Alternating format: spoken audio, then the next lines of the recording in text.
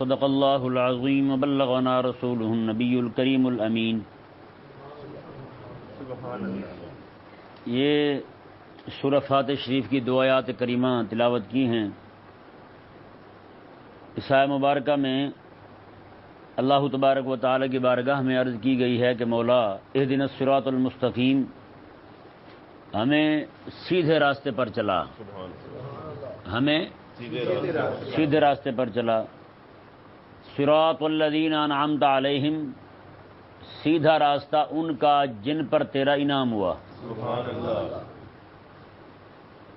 اس سے سیدھا راستہ واضح کر دیا گیا کہ سیدھے راستے پر چلو، اور ساتھ ساتھ ضرورت بھی تھی ایسی شخصیت کی، ایسی ذات کی جو سیدھے راہ پر چلنے والی ہو، جسے دیکھ کر کے ہم اپنی راہ متعین کر سکیں۔ نہیں سمجھ آیا مسئلہ؟ تو اللہ تبارک و تعالی نے وہ انعمت علیہم یہ الفاظ عطا کر کے ہمیں بتایا کہ شخصیت بھی ضروری ہے، جس کے ساتھ ساتھ تم چلو، جس کے نقش قدم پر چلو تو تم راہ حق پر چلتے رہو گے۔ اور وہ شخصیت کون سی ہے؟ رب تبارک و تعالی نے انعمت علیہم کے ضمن میں جو بیان فرمایا ہے، وہ ایک اور مقام پر رب تبارک و تعالی نے ان شخصیات کا بھی ذکر کر دیا کہ کوئی بندہ پریشان نہ رہے کہ انعام ہوا ہے کن پر ہوا ہے۔ تو رب تعالی نے فرمایا انعم اللہ علیہم من النبیین والصدیقین والشہداء والصالحین وحسن اولئک رفیقا۔ میں وہ انبیاء ہیں، صدیقین ہیں، شہداء ہیں، صالحین ہیں، یہ چار گروہ ہیں ان کے جو راہ حق پر چلنے والے ہیں، جو صراط مستقیم پر چلنے والے ہیں جی۔ تو اس لیے کوئی بھی شے، کسی بھی شے کو آپ دیکھ لیں، جب تک اس میں شخصیت نہ ہو، کوئی علم بندہ پڑھنا چاہتا ہے خود، جب تک شخصیت نہ ہو اس کو علم پڑھانے کے لیے تو بتائیں علم حاصل کر سکتا ہے؟ شخصیت نہ ہو تو بندہ پھر مرزا جیل میں بنتا ہے۔ کیا بنتا ہے؟ مرزا جیل میں بنتا ہے۔ اگر شخصیت ہو پڑھانے والی تو پھر امام محمد رضا بنتا ہے جی۔ کسی بندے سے بندہ پڑھے، ہاں کتابیں پڑھی ہوئی ہیں سب میں جناب صراط مستقیم کی وضاحت ضرور ہے، لیکن صراط مستقیم کے لیے شخصیت کی ضرورت ہے، اس پر چلنے کے لیے، اس پر گامزن ہونے کے لیے۔ جب تک شخصیت نہیں تو بندہ ٹھوکریں کھاتا رہے گا۔ اس لیے ضروری ہے کہ بندہ جو ہے نا کسی مستند اور مضبوط عالم کے ساتھ اپنے آپ کو جوڑ کے رکھے، جی جوڑ کے رکھے گا تو ہی سیدھے راہ پر قائم رہے گا نا۔ اب دیکھیں جی یہ صراط مستقیم ہے کیا، اس کے متعلق چند ایک اقوال میں آپ کے سامنے بیان کرتا ہوں۔ حضرت سیدنا ابی بن کعب رضی اللہ تعالیٰ عنہ ارشاد فرماتے ہیں کہ اہدنا کا معنی ہے ثبتنا، کما یقال للقائم قم حتی اعود الیک حتی اعود الیک۔ فرماتے ہیں اہدنا کا معنی ہے ثبتنا، مولا ہمیں اسی راہ پر ثابت قدم رکھ۔ مومن بندہ، ہاں کافر دعا پڑے تو وہ یہ کہے کہ مولا سیدھے راہ پر چلا، سیدھا راہ دکھا مجھے، سیدھے راہ پر لگا دے مجھے۔ مومن بندہ جو ہے نا اس میں جب یہ دعا مانگے گا تو اہدنا کا معنی ثبتنا ہوگا، مولا مجھے اسی راہ پر قائم رکھ، اسی راہ پر مجھے ڈٹا رہنے دے، اسی راہ پر مجھے استقامت دے، معنی یہ ہوگا اس کا۔ اور آگے فرماتے ہیں اس کی مثال ایسی ہے جیسے کوئی بندہ کسی کھڑے ہوئے بندے کو کہے تم یہی کھڑے رہنا میں آ رہا ہوں، وہ تو کھڑا ہوا ہے پہلے بھی، یعنی کھڑا ہوا تو ہے لیکن اسے یہ کہہ رہا ہے میرے آنے تک کھڑے رہنا، میرے آنے تک کھڑے رہنا۔ مطلب یہ کہ کھڑا جیسے ہے ایسے ہی کھڑا رہے، یہاں سے ہلنا نہیں ہے تم نے۔ مطلب کیا؟ دم علی ما انت علیہ، وہ ایسی ہی کیفیت پر رہنا جیسے اب ہے تو۔ آگے دیکھیں جی فرمایا کہ آپ کو بندہ مومن جو ہے وہ سیدھے راہ پر بھی کھڑا ہے، صراط مستقیم کو اپنا لیا اس نے، راہ حق پر گامزن ہے، پھر وہ دعا مانگ رہا ہے کہ مولا مجھے سیدھے راہ پر رکھ۔ تو اس کا مطلب کیا ہے؟ فرماتے اس کا مطلب یہ ہے کہ مولا میں سیدھے راہ پر ہوں، سیدھے راہ پر چلنے کی تو نے مجھے استقامت دی ہے، استطاعت دی ہے، توفیق دی ہے، اب میں چل رہا ہوں تو اب مجھ پر مزید لطف فرما، اپنا کرم فرما۔ کہتے ہیں کہ یہ ہو ہی نہیں سکتا رب تبارک و تعالیٰ کسی بندے پر کرم فرما دے تو کہے کہ اب کرم ختم ہو گیا، نہ۔ یہ زبردست ایک قاعدہ بیان کیا، لأن الالطاف والہدایات من اللہ تعالی لا تتناہا علی مذہب اہل سنہ۔ فرماتے ہیں کہ رب تبارک و تعالیٰ کے لطف کی، اس کے انعام کی، اس کے اکرام کی، اس کے نوازنے کی حد ہے ہی نہیں، کوئی حد نہیں ہے۔ بندے کو کوئی چیز مل جائے تو کہے جی بس اس سے اوپر تو اسے مل ہی نہیں سکتا، نہ۔ خلاق کائنات وہ ہے جس کے خزانے ہیں سارے، ابھی تک تو ہم نے کچھ دیکھا نہیں، ہیں، اس کے خزانے تو ایسے ہیں۔ آگے دیکھیں جی، صراط مستقیم کے متعلق کچھ اقوال کچھ صحابہ کرام علیہ مردوان سے مروی ہیں، کچھ ائمہ سے مروی ہیں۔ سب سے پہلا قول حضرت سیدنا عبداللہ بن عباس اور حضرت سیدنا جابر رضی اللہ تعالیٰ عنہم سے مروی ہے۔ آپ فرماتے ہیں کہ صراط مستقیم سے مراد اسلام ہے۔ کیا ہے؟ اسلام ہے۔ مولا مجھے اسلام پر ثابت قدمی دے، مجھے اسلام پر قائم رکھ۔ اور حضرت عبداللہ بن مسعود رضی اللہ تعالیٰ عنہ ارشاد فرماتے ہیں اس سے مراد قرآن ہے رب کا۔ اس سے مراد کیا ہے؟ رب کا قرآن ہے، کہ بندہ مومن نماز میں کھڑا ہو کے دعا مانگ رہا ہے، قرآن پڑھ کے دعا مانگ رہا ہے، مولا مجھے قرآن کی غلامی عطا فرما، قرآن کی سمجھ عطا فرما، قرآن کی بوجھ عطا فرما مجھے، ہیں جی، اور زندگی سارے مجھے قرآن سے وابستگی عطا فرما، ہیں جی۔ حضرت سیدنا سہل بن عبداللہ رضی اللہ تعالیٰ عنہ ارشاد فرماتے ہیں کہ صراط مستقیم سے مراد طریق السنت والجماعہ، بات ہے اس سے مراد اہل السنت والجماعہ کا راستہ ہے۔ کن کا راستہ ہے؟ اہل السنت والجماعت کا راستہ ہے۔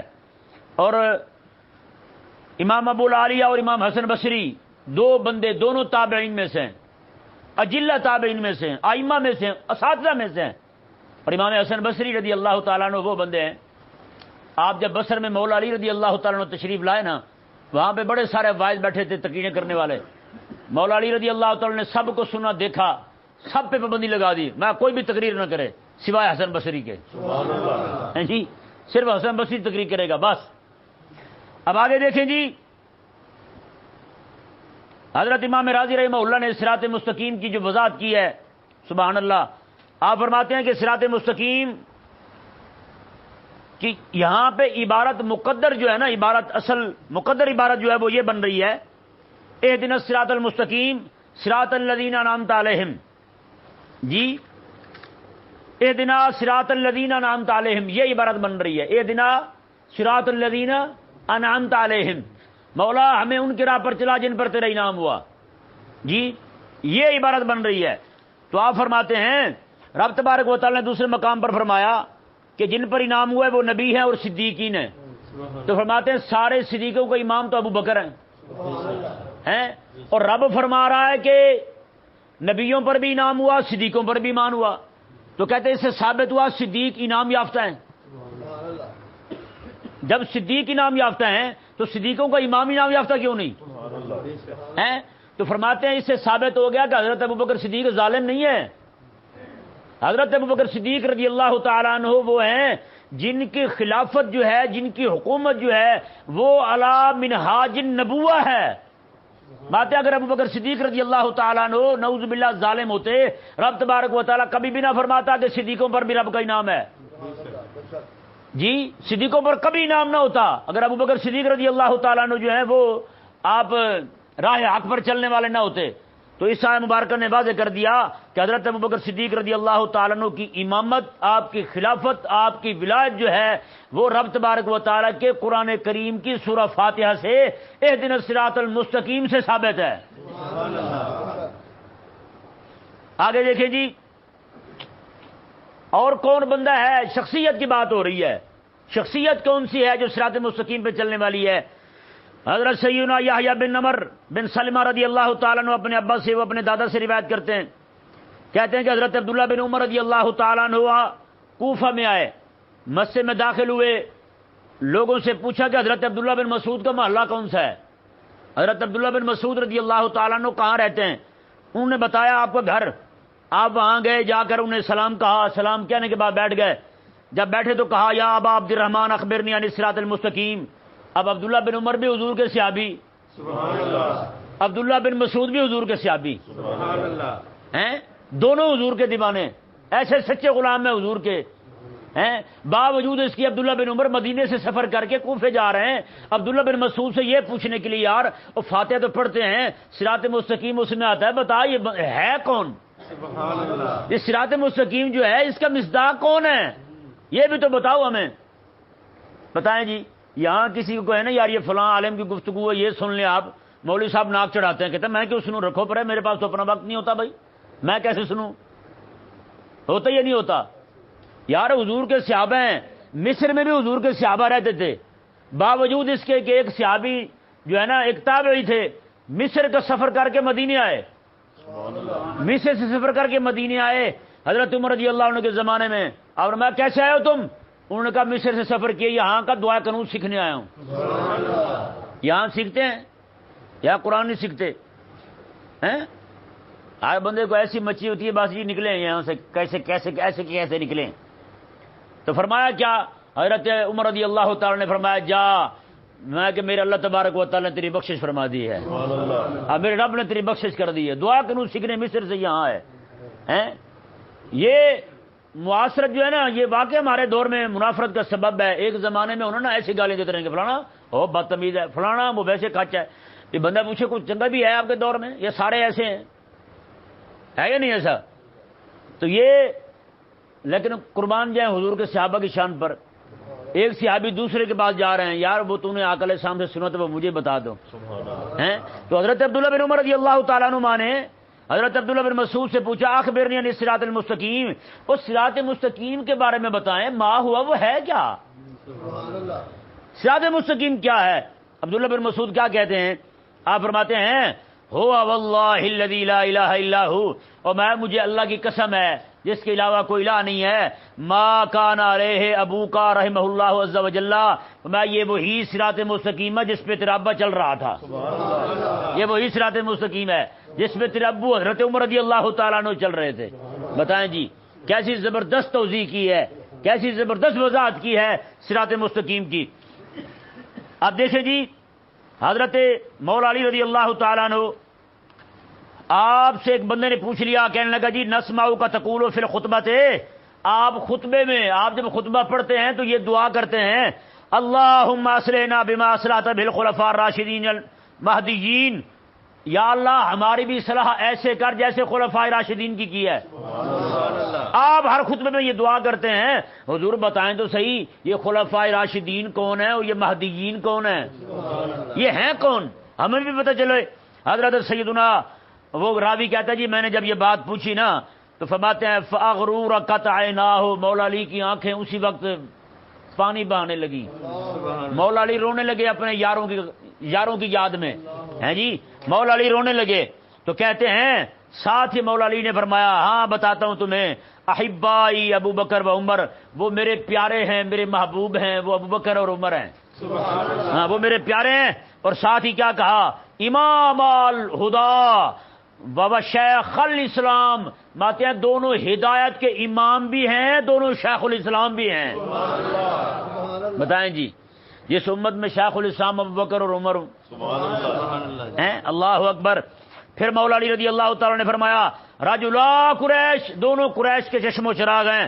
اور آگے فرمایا والمقتدی بہما بعد رسول اللہ صلی اللہ علیہ وسلم، باتیں رسول اللہ علیہ السلام کے بعد حضور کی ساری امت کے یہ دونوں امام ہیں. آگے فرمایا اللہ اکبر، یہ مولا علی کے الفاظ ہیں جی، ہمارے نہیں ہیں، ہم نہیں کہہ رہے، مولا علی فرما رہے ہیں. باتیں من اقتدی بہما اوسما، میں جس بندے نے ان کو اپنا امام بنا لیا ہے وہ شیطان کے شر سے بچ گیا ہے. ومن اتبع آثارہما ہدی الی الصراط المستقیم، الی الصراط المستقیم فرمایا کہ جو بندہ ان کے قدموں کے نشانات پر چل پڑا ہے، جو بندہ ان کے قدموں کے نشانات پر چل پڑا ہے، فرمایا اس بندے کو ہدایت کا راستہ دکھایا جاتا ہے. بتائیں جی صراط مستقیم پوچھ رہے ہیں، مانگ رہے ہیں رب سے، اور دشمن ہے بندہ حضور کے صحابہ کا، ہیں حضور کے صحابہ کا دشمن ہو کے پڑے، مولا سیدھے راہ پر چلا تو کیسے چلے گا بھائی؟ یہ تو عجیب ہمکانہ سوچ ہے. وہ دعا بھی کرے گا تو دعا بھی اس پر لعنت بھیجتی ہوگی، ہے یا نہیں؟ آقا علیہ السلام کا فرمان ہے کہ رب قارئ للقرآن والقرآن یلعنہ، بہت سے قرآن پڑھنے والے ایسے ہیں کہ قرآن ان پر لعنت بھیجتا ہے. وہ قرآن پڑھتا ہے، قرآن لعنت بھیجتا ہے. اللہ تعالیٰ نے حضرت موسیٰ علیہ السلام کو فرمایا کہ موسیٰ ظالموں کو کہہ دو مجھ سے دعا نہ کیا کریں، میرا ذکر نہ کریں. کیوں؟ میں جب یہ مجھے یاد کرتے ہیں نا تو پھر میں یاد کرتا ہوں رحمت بھیج کے. یہ ظالم ہیں، دشمن ہیں تیرے دین کے، تو جب یہ مجھ سے میرا ذکر کرتے ہیں تو پھر میں ان پر لعنت بھیجتا ہوں، میں ان پر لعنت بھیجتا ہوں، ذکر کرنے کے بدلے میں لعنت. تو قرآن پڑھے بندہ تو لعنت آئے اس پر.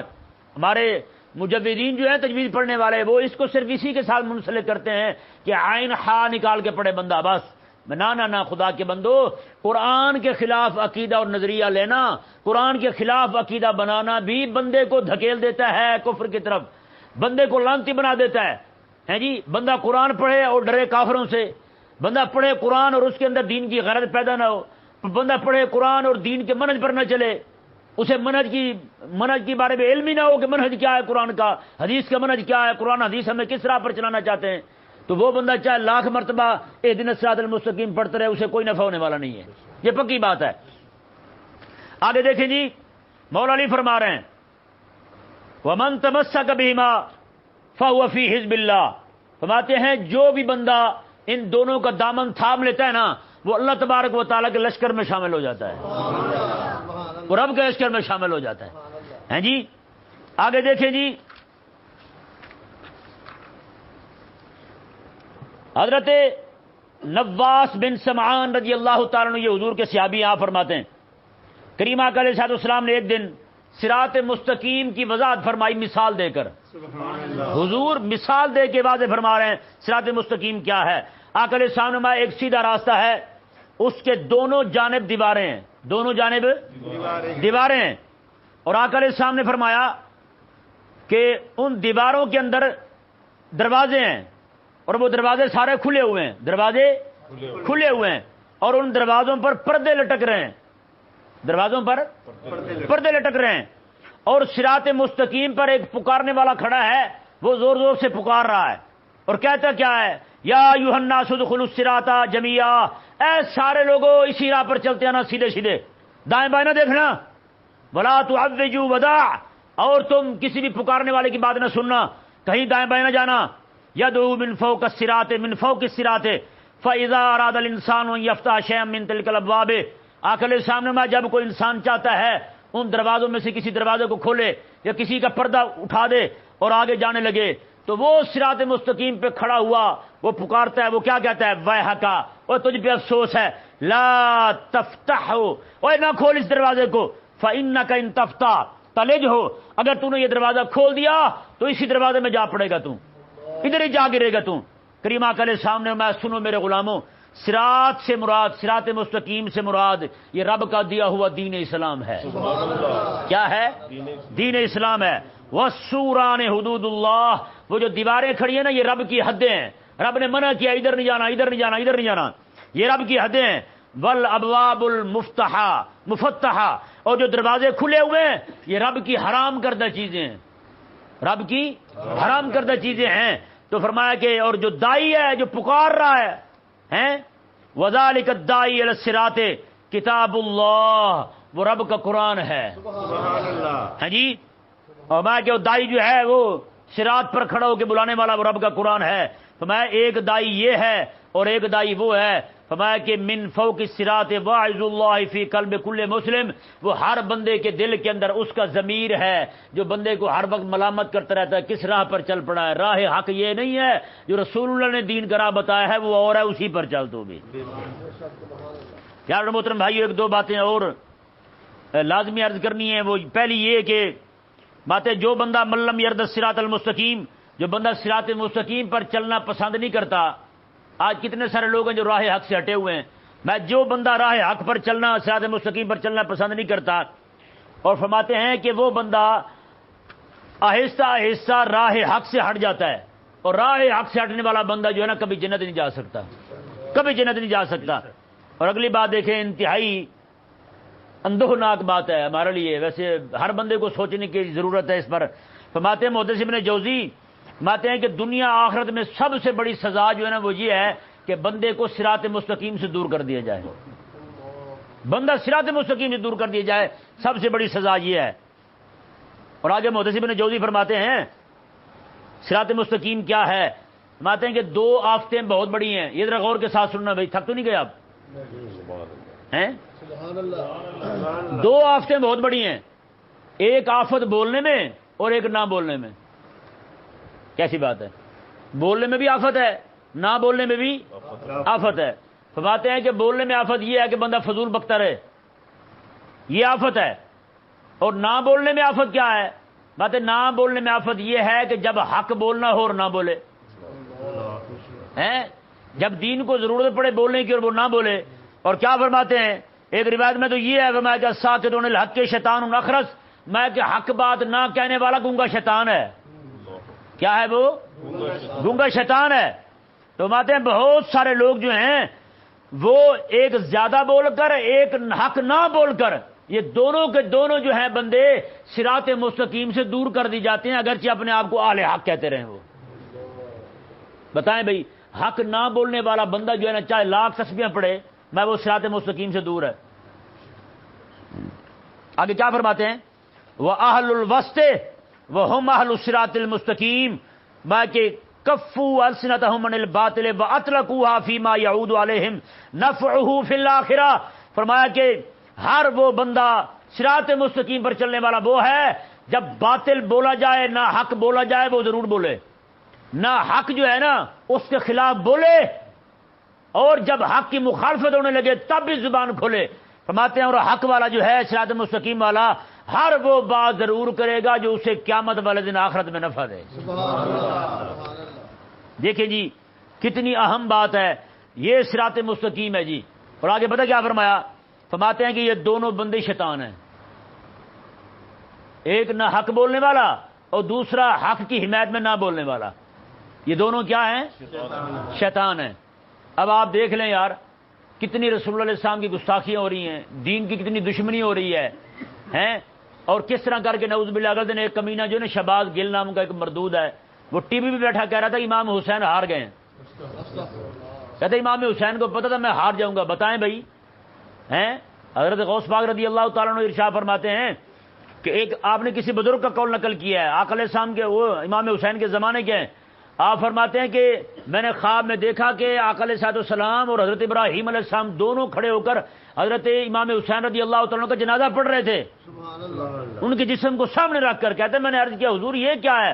آقا علیہ السلام نے میرے نواسے کا جنازہ کسی نے نہیں پڑھا تو میں خود جنازہ پڑھانے آ گیا، میں خود جنازہ پڑھنے آ گیا. اب بتائیں یار جن کا جنازہ پڑھنے کے لیے حضور آ جائیں، اسے کو بندہ ہارا ہوا کہے. بتائیں ہارے ہوئے کو کیا کام ہے رسول اللہ علیہ السلام کی بارگاہ میں؟ جن کے بارے میں حضور فرما دیں کہ قیامت والا جب دن آئے گا نا جنت کہے گی مولا تو نے تو کہا تھا کہ مجھے تو زینت دے گا، زینت تو نے نہیں دی. رب تعالیٰ فرمائے گا جنت ذرا غور سے دے گا، حسن اور حسین آ نہیں گئے. بتاؤ یار، یار بتائیں یار، عورت بھی حسین ہوتی ہے، ہوتی نہیں ہوتی؟ وہ زیور پہن لے تو مزید اس کا حسن بڑھ جاتا ہے. اس سے ثابت ہوا کہ عورت کا حسن ناقص ہے جب تک زیور نہ پہنے.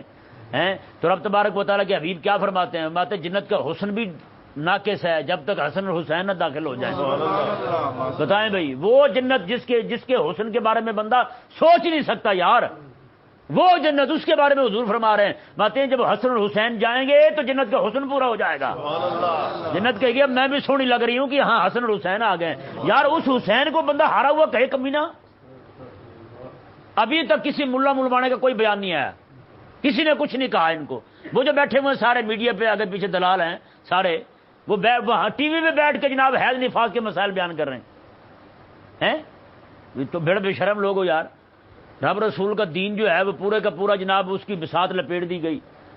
دین کی بات کسی ایک دفتر میں نافذ نہیں ہے، کسی ایک دفتر میں دین کی بات نہیں سنی جاتی، اور تم ہو کے وہاں بیٹھے ایسی بک بک کر رہے ہو. وہاں ابھی بیٹھیں گے 4 مولوی اکٹھے کر کے، ایک فلانا ایک فلانا ایک فلانا، ایک حلوہ خور، ایک مانڈے خور، ایک کوئی اور خور، سارے خور اکٹھے ہو جائیں گے. وہاں بیٹھ کے کیا مسائل بیان کر رہے ہوں گے؟ تراویح 8 ہیں یا 20 ہیں. بندہ پوچھے کو کرنے والی بات ہے یار. آقا علیہ السلام کی امت تباہ ہو جائے اور مولوی انہی باتوں میں جھگڑ رہے ہوں. تراویح کی رکعت کتنی ہوتی ہے؟ انگوٹھے چومنے چاہیے نہیں چومنے چاہیے؟ اتنے بد دماغ ہو تمہیں رسول اللہ صلی اللہ علیہ وسلم کی امت سلگتی ہوئی دکھائی نہیں دیتی؟ تو پیارے اور محترم بھائیو، یہ ضروری ہے کہ ہر بندہ جو ہے نا جہاں بیٹھے حق بولے. یہ آپ پہ بھی ضروری ہے. آپ جو سنتے ہیں نا آپ روزانہ لوگوں کو بیان کریں. آپ خود بیان نہیں کر سکتے، آپ کو پتہ یار میں نہیں بول سکتا، تو کم از کم آپ کے موبائل میں درس تو آتا ہے نا، وہ لوگوں کو سنائیں آپ. نہیں میں حقیقت کہہ رہا ہوں، میں تو اپنا کام پورا کر رہا ہوں، میں جو کر سکتا ہوں میں کر رہا ہوں. اب آپ کے ذمہ ہے کہ آپ کریں، آپ لوگوں کو بتائیں، لوگوں کو سنائیں. آپ لوگوں کو شامل کریں گروپ کے اندر، انہیں کہیں جی اپنا نمبر دیں ہم آپ کو درس سنواتے ہیں. کچھ دوست ہیں ہمارے بیچارے جو گاہے بگاہے ہمیں نمبر دیتے رہتے ہیں، جی اسے شامل کریں اسے شامل کریں. ہم وہ شامل کرتے رہتے ہیں، ان تک درس پہنچاتے رہتے ہیں. ہم سے جتنا ہو سکتا ہے وہ کرتے رہتے ہیں. پیارے بھائیوں آپ پر بھی جتنا مجھ پہ لازم ہے اتنا آپ پہ لازم ہے جی. باقی آپ نے لوگوں کا حال دیکھ لیا وہ کیا کر رہے ہیں، تو اس لیے آپ نہیں کرنا ہے اب کہ نہیں. اللہ تبارک و تعالی ہم سب کو استقامت عطا فرمائے. جو حق پر بھی نہ بولے وہ کون ہے؟ وہ کون ہے؟ شیطان ہے. بس یہ دعا کریں ہمیں رب تبارک و تعالی شیطان نہ بنائے. بس اللہ تبارک و تعالی ہمیشہ حق کہتے رہنے کی توفیق دے.